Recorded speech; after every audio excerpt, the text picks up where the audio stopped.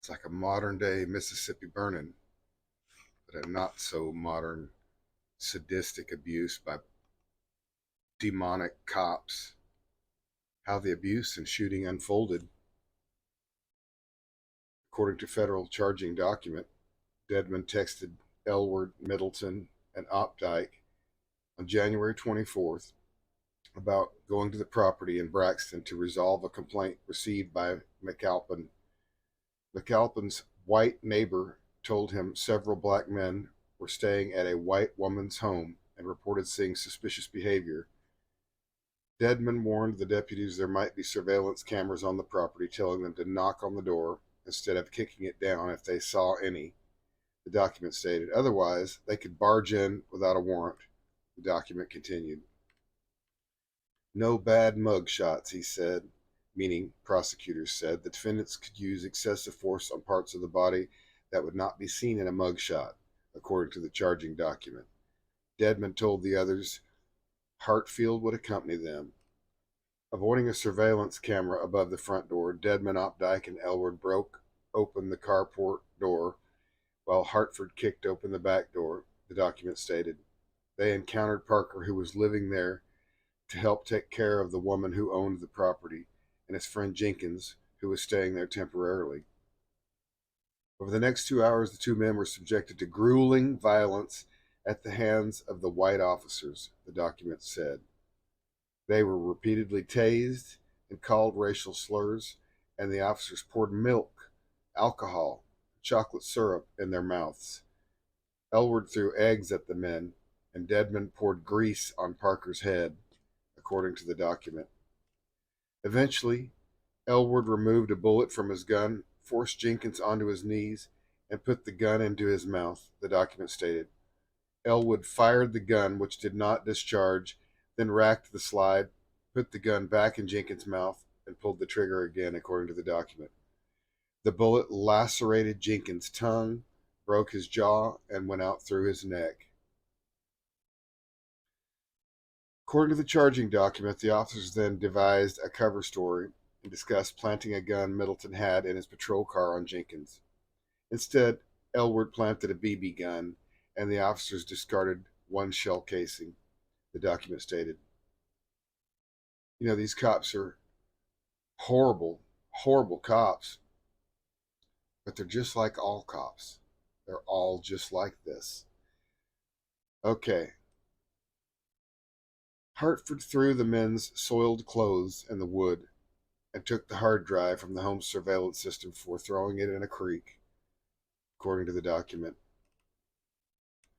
Rankin County Sheriff Brian Bailey announced in June deputies had been fired, though he did not say how many of their names.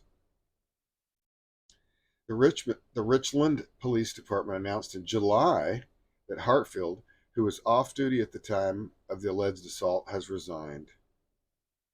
Bailey, who does not face any charges, has said he will not resign.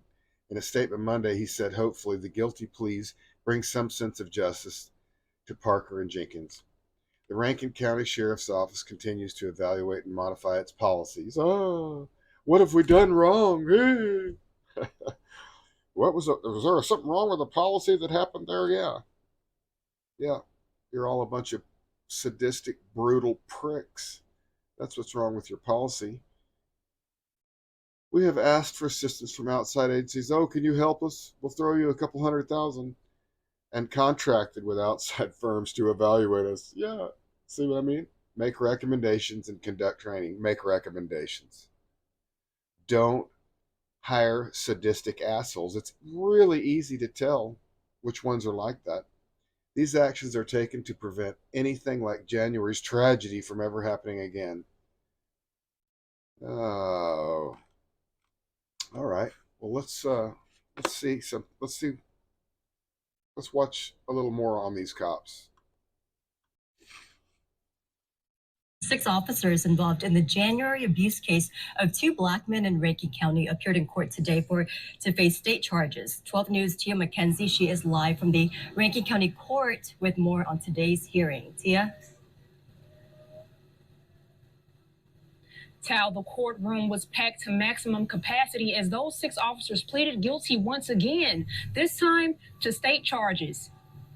Brett McAlpin, Jeffrey Middleton, Christian Dedman, Hunter Elward, Daniel Oakdyke, and Joshua Hartfield each entered the Rankin County Courthouse, wrists shackled to their waists in jail suits. Prosecutors today described the heinous acts that occurred during the raid on a Braxton home. The officers received word that black men were staying with a white woman there. The officers spoke with each other in code phrases such as work easy and no bag mugshots before raiding the home, beating and torturing Michael Jenkins and Eddie Parker. Jenkins was shot in the mouth during the encounter. The 6 officers pleaded guilty to several federal charges earlier this month. Came back inside. He observed MJ and EP covered in chocolate syrup and other liquids. Shortly after, MJ and EP were ordered to strip naked and shower off. Their handcuffs were removed. After MJ and EP showered off and changed into clean underwear and sweats, they were handcuffed again and brought to the side bedroom adjacent to the carport. The officers began discussing the comparative strength of their respective tasers, and they decided to test their tasers on MJ and EP to see which one was the most powerful. You have to disagree with this actual essence of book. You have to disagree with what she said. If the rest of the making issues may use of force and intimidation, they cause you to change your plea tonight. Promises are over reward that make you change your plea tonight. After speaking to your attorney, you want to decide to plead guilty. Of course, you're free and voluntarily admit your guilty crime. You plead guilty to. You plead guilty to the law. You understand this court's not validating plea bargain for proposed an action sentence here. You also understand if I accept your plea, you have no right to appeal.